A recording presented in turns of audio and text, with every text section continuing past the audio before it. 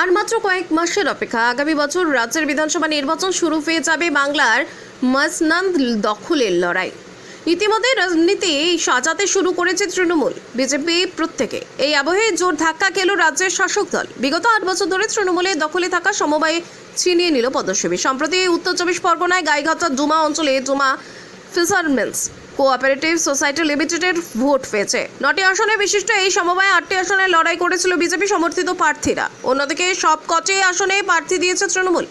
তবে ফলাফল প্রকাশের পর দেখা গেল একটি আসনে কম লড়লেও সংখ্যাগরিষ্ঠতা পেয়েছে পদ্মসেবীর।